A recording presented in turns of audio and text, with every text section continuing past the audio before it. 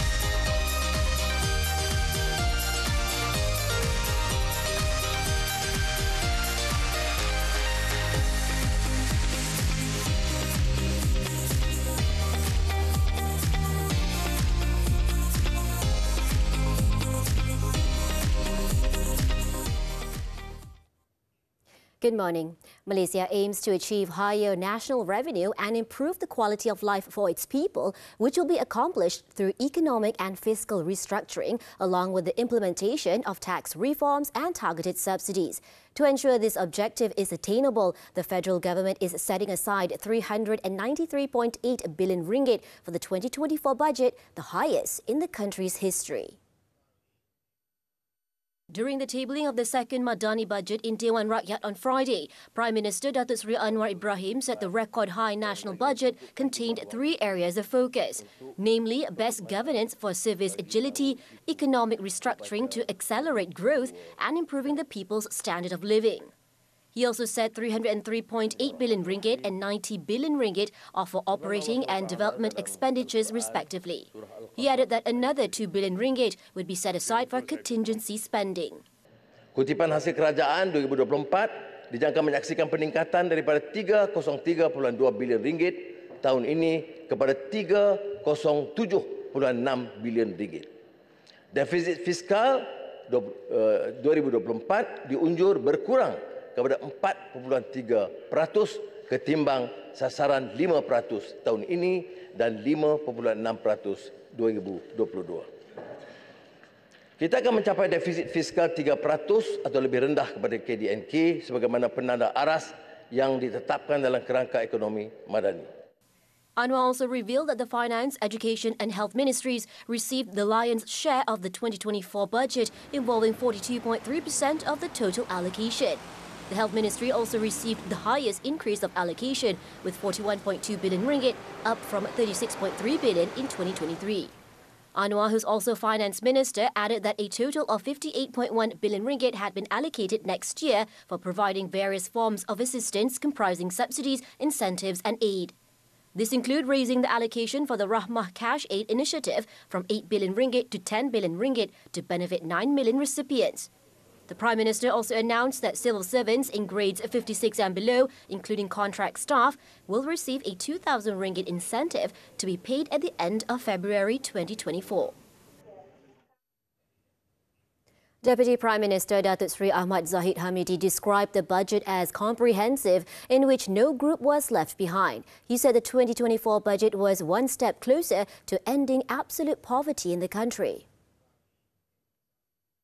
Apa yang disebutkan oleh Yang Berhormat Perdana Menteri tadi, tidak semua kementerian dapat dipuaskan hati, tapi saya yakin pendekatan yang baru akan dilakukan apabila kajian dibuat di pertengahan tahun kepada belanjawan ini. Zahid, who is also Rural and Regional Development Minister, also thanked the Prime Minister for focusing on all civil servants, including pensionable and non-pensionable former staff. In the meantime, Deputy Prime Minister Datuk Seri Fadilah Yusof, when commenting on the allocations for Sabah and Sarawak in the 2024 budget, said the focus should now be on the implementation of initiatives. Untuk Sarawak dan Sabah masing-masing dapat peningkatan lebih kurang 1 bilion. 6.5 bilion untuk Sabah, 5.5 bilion untuk Sarawak. Yang tu hanya untuk grant tahunan, belanjawan tahunan. Kalau kita bandingkan dengan tahun-tahun yang lepas, memang berlaku peningkatan. Yang lebih utama ialah kita kena fokuskan dari segi pelaksanaan. In the 2024 budget tabled on Friday, the government also agreed to raise the rate of special interim grants for Sarawak and Sabah to 300 million ringgit each, compared to the previous 16 million ringgit for Sarawak and 125.6 million ringgit for Sabah, which was last reviewed in 1969 and 2022 respectively. Anwar also announced the federal government would continue to support Sabah in strengthening the electricity supply industry through subsidies to Sabah Electricity Sdn Bhd SESB and would support the implementation of solar hybrid energy generation and the construction of electricity transmission networks in southern Sabah. Meanwhile, the government is also in negotiations to transfer the Bintulu port and the operation of rural air services to the Sarawak state government. The government would also support the Sarawak state government's aim to build a cancer institute in the state. Meanwhile, former Second Finance Minister Datuk Sri Johari Abdul Ghani has lauded the government for tabling an inclusive and balanced budget. The Titi Wangsa Member of Parliament said Prime Minister Datuk Sri Anwar Ibrahim has a clear focus on the types of assistance which would benefit all parties. He said among the notable announcements include the announcement related to universities not being able to turn down students who could not provide the 1,500 ringgit registration fee, as education is important to empower the nation's youths for the future. Sehingga kan mana-mana pelajar yang layak masuk universiti, oleh kerana dia tak ada duit pendahuluan RM1,500 tu, universiti tak boleh stop dia daripada mendaftar. So benda-benda macam ni saya nampak dia lebih menumpukan kepada masyarakat rakyat. Jadi saya lihat dalam konteks ini ialah dia balance. He also said that he looks forward for the implementation of the targeted subsidies as announced in the budget. He added that through the implementation of targeted subsidies, the savings can be easily channeled to the underprivileged community. It depends on how the government will implement the subsidy strategy.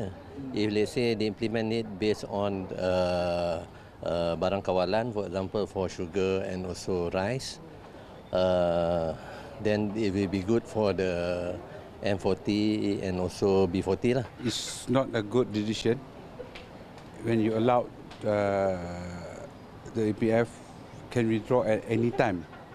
But if they're allowed to withdraw like what happened during the PKP, we can withdraw 10,000 at one time. But for this time around, if the government wants to allow the EPF members to withdraw the money, just allow them to withdraw in certain amount when needed, not at any time at wherever you want to withdraw, like wherever you for leisure. Dapat meringankan beban lah, dapat meringankan beban sebab bankruptcy golongan muda ni yang kita tahu memang sejak kebelakangan ni agak tinggi lah. So apa yang kerajaan offer ni satu peluang lah untuk diorang naikkan balik dari sektor kewangan personal diorang untuk membangun, untuk membina kehidupan masa depan lah. Now we have with us an economist from Malaysia University of Science and Technology, Professor Jeffrey Williams. Professor, did the 2024 budget announcement by the Prime Minister meet your expectations? Overall, I would say that this was a very sound budget that has done most of the things that we had hoped to see. There has been a small increase in overall expenditure in line with inflation, but there's also an increase in expected revenues, which means that the difference between spending and revenues is smaller. The deficit will be smaller this time around. And that means that this is a fiscal consolidation, and it points the way toward fiscal responsibility, which is really what we need to see in Malaysia at this stage in the fiscal cycle. And although we did see that some of the short-term changes for subsidy rationalisation are already proving fruitful, And that money is being reallocated, as it should be reallocated, into social protection programs. So that's a very good initiative. And I think overall people will be very happy with this budget. Now, touching on social protection, what more do you think the government should focus on to improve the well-being of the people and address the current cost of living issue?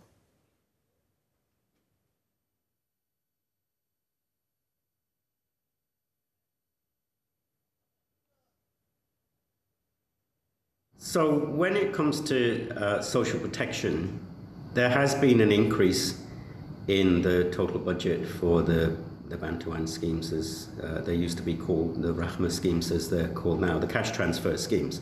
And the budget has increased from about 8 billion to about 10 billion. And that's being financed by some of the savings from the subsidies. So that's an overall good development. But the fact is that there's still too little. So even though the maximum amount available under the cash transfers under the Rahmah schemes has risen to 3,700 a month, if you take the total budget of 10 billion and divide it by the total number of people eligible for that type of assistance, it were to give them that on a monthly basis, it would only be about 92 ringgit per month. Of course, it isn't paid on a monthly basis, it's paid in lump sums, and what that means is they tend to get it in a lump sum and they tend to spend it quickly. So we still don't have a particularly well-developed social protection system. And even for the social welfare department, the budget of 2.4 billion is to be spread across 450,000 people. And that's only about 440 ringgit per person per month.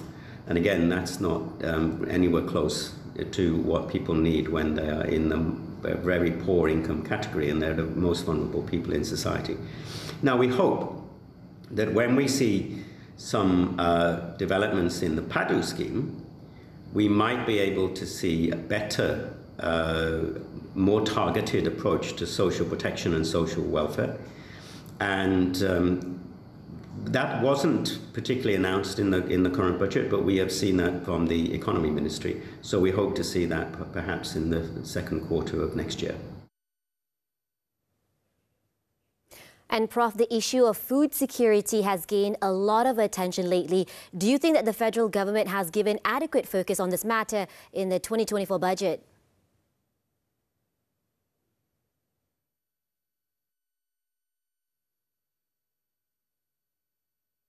So when it comes to food security, we know that this is a particularly urgent issue at the moment, particularly when it comes to the supplies of rice. But this is a very long-term problem that has developed over many decades. And it's not something that can be handled relatively quickly. It's something that requires significant long-term structural reform. Now, we did see, again, an increase in budget and allocations in the agricultural sector, a bigger involvement of Agrobank, for example, particularly for smallholders and small farmers. But we haven't seen very much in terms of large-scale structural reforms in terms of food security to try to reduce the quantities of imported goods and to supply many, particularly of the essential goods, from Malaysian sources.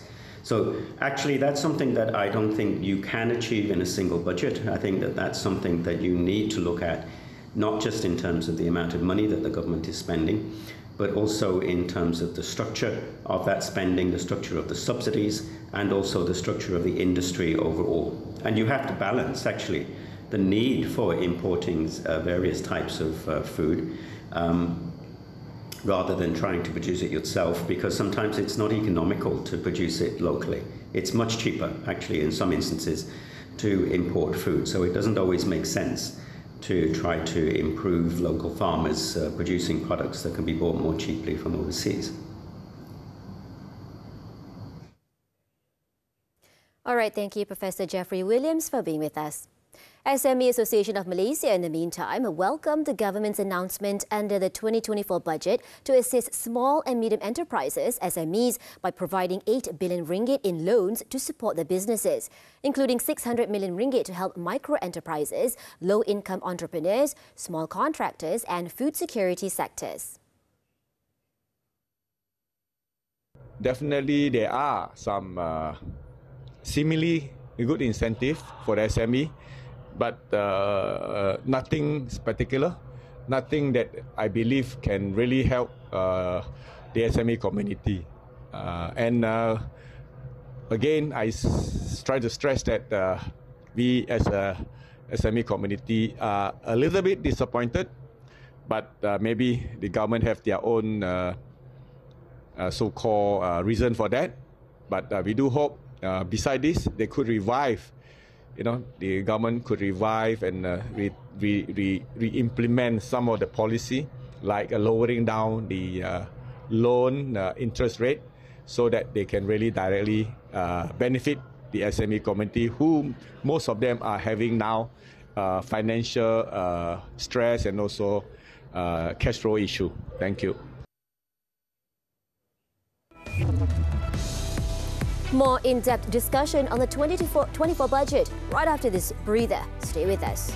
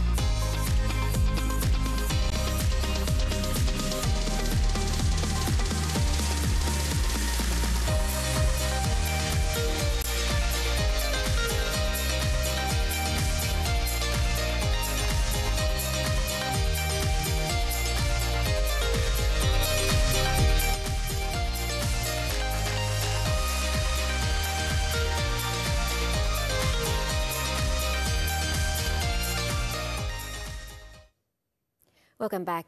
Datuk Seri Anwar Ibrahim, during the tabling of the 2024 budget, has also touched on several new measures to boost tax revenue. We have now with us Head of Tax at KPMG in Malaysia, Soh Lian Seng, to give his insights on the 2024 budget. So the government had announced plans to increase the service tax rate to 8% instead of 6% and expand the scope of taxable services to include logistics services, brokerage, underwriting and karaoke. What kind of impact will this have on the country's tax revenue?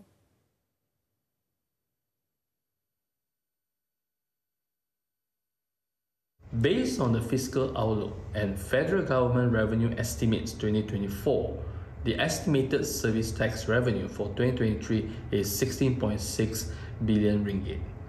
Taking a simple and direct mathematical extrapolation, a 2% increase could result in approximately 5.5 billion ringgit more.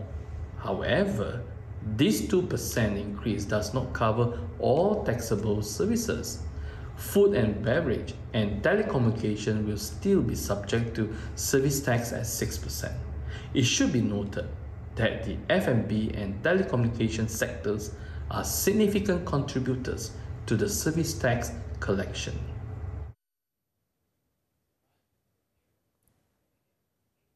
So the Prime Minister also touched on the capital gains tax as well as plans to implement global minimum tax in 2025.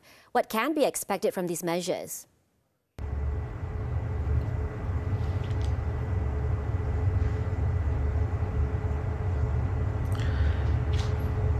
This budget 2024 provides certainty to both the capital gains tax and global minimum tax. the Prime Minister has indicated the rate for CGT, which is at the 10% on the net or the disposal, net gain on the disposal of the unlisted shares. And for GMT, the government has now set 2025 as an implementation date. These are the good things, provide the certainty to businesses, and businesses can now prepare for it.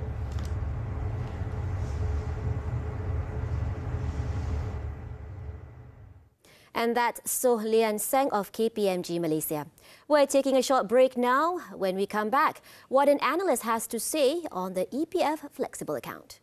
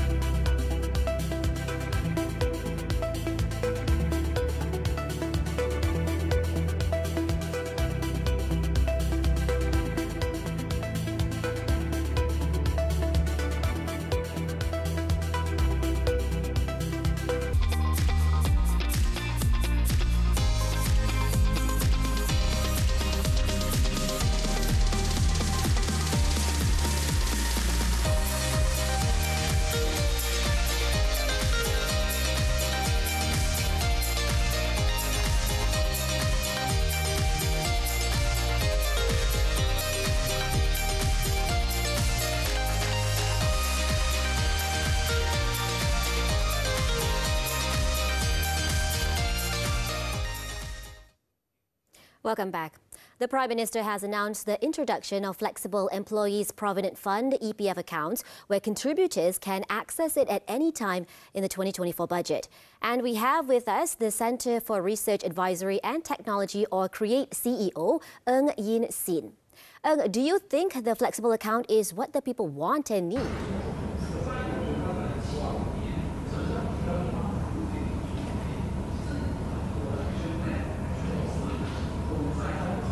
According to the Prime Minister at the Budget 2024 announcement today, the EPF will be creating a flexible account for EPF contributors. And I personally would like to welcome this move because to me, as long as EPF is going to liberalize the freedom and allowing contributors more freedom in terms of withdrawal, I think nobody will say no to this freedom. But again, I think it is also very important for EPF and MOF to decide on the guideline. How do we actually regulate this additional account?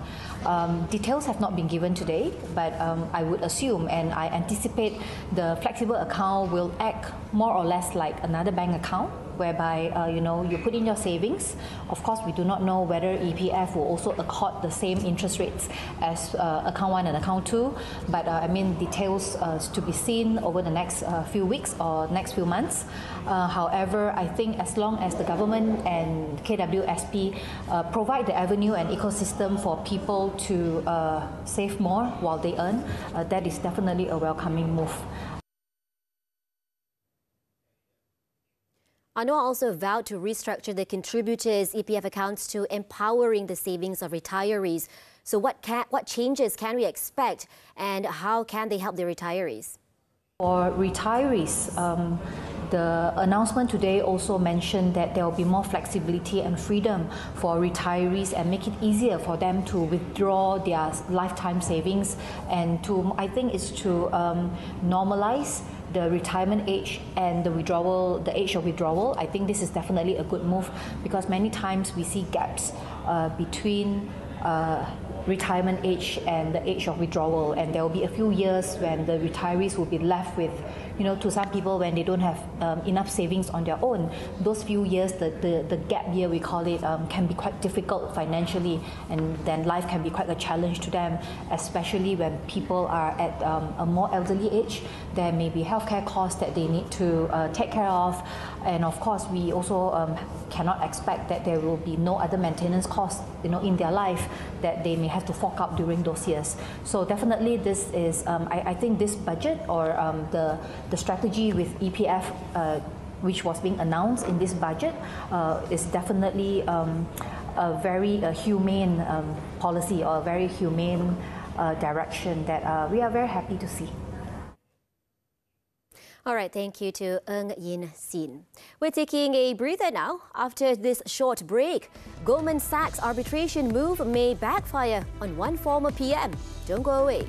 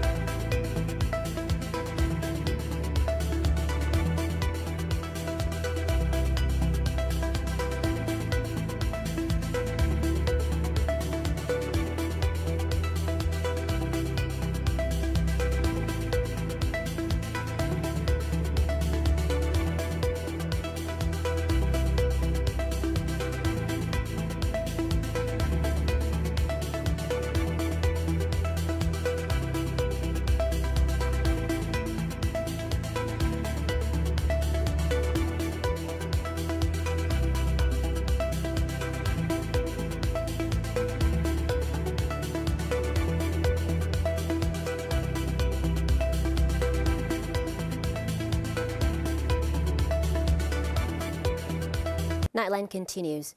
The move by Goldman Sachs to commence arbitration proceedings against the government in London may backfire on Tan Sri Muhyiddin Yassin.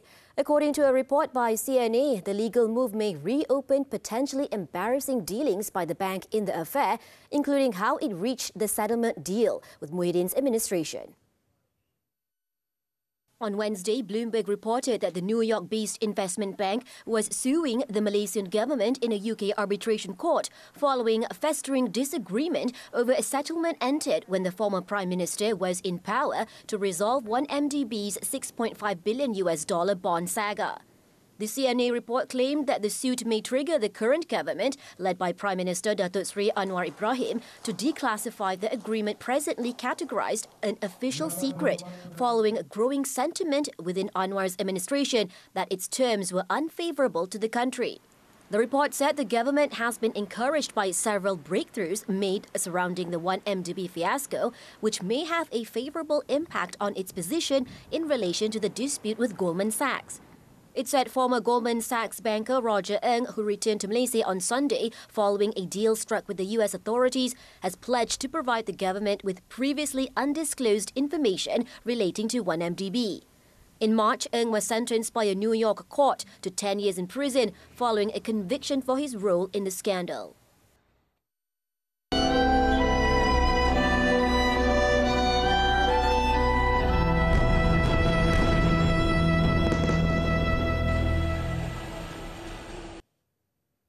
Some news from the foreign front now. Thousands of Palestinians on Friday began a mass exodus to southern Gaza after Israel issued sweeping evacuation orders for 1.1 million people living in the north of Gaza ahead of an expected ground incursion into the territory.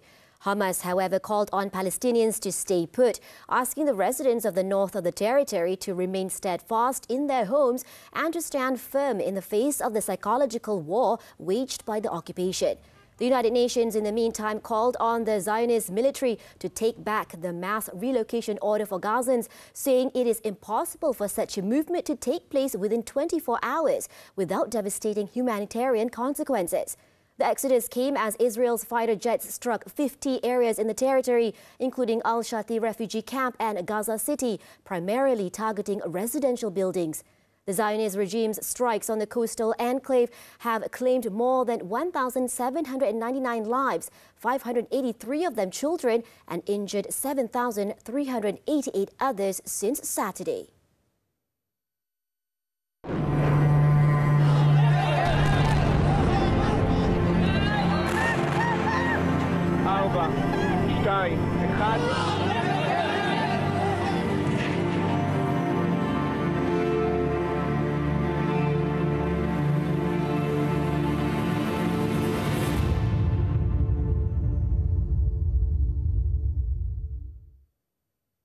Now here are some other news updates from around the globe. A former Indonesian government minister has been arrested by the country's Anti-Corruption Commission after a series of accusations, including pocketing more than $800,000 in public funds. The Corruption Eradication Commission (KPK) on Friday said former Agriculture Minister Syahrul Yassin Limpo was accused of forcing ministry officials to send him money from state coffers every month, using the cash to pay for credit card bills and installments on a luxury car. According to KPK, Syahrul was detained on Thursday due to concerns that he would flee or destroy evidence. New Zealand Prime Minister Chris Hipkins on Friday urged voters to get out and re-elect Labour Party in Saturday's national election, as polls indicate a change in government after 6 years of left-wing rule. The opposition centre-right National Party is ahead in the polls, but experts said it is very unlikely to get a majority, even with the support of its preferred coalition partner, the Libertarian ACT Party. Over 1 million New Zealanders have already voted in advance voting, with nearly 2 million still expected to cast their ballots on Saturday. In Germany, 7 people were killed and numerous others were injured in southern Bavaria region after a minibus tried to evade a road check on Friday. The vehicle, carrying more than 20 people, sped up to avoid the check by police forces before rolling over several times at a junction on the A94 motorway between the Austrian border and Munich and crashed. Sports football, the 2023 Merdeka Cup. Malaysia make it through to the finals after thrashing India 4-2 on Friday night. Endrick Dos Santos's impressive ball from a corner kick set up Dion Cools for an early opener, just 7 minutes into the game. Norem Mahesh drew level for India 7 minutes later, tapping in an accurate cross from the right flank. Muhammad Arif Aiman Hanapi restored the lead for Malaysia at the 20th minute, making the most of a penalty opportunity, before Faisal Abdul Halim made it 3-1 3 minutes before half-time. India tried to fight back and got their second goal 6 minutes after restart through skipper Sunil Chhetri. Any hope of a comeback for India, however, diminished when Corbin Ong scored Harimau Malaya's fourth in the 61st minute. The 4-2 scoreline remained till the final whistle, setting a final clash with Tajikistan on Tuesday.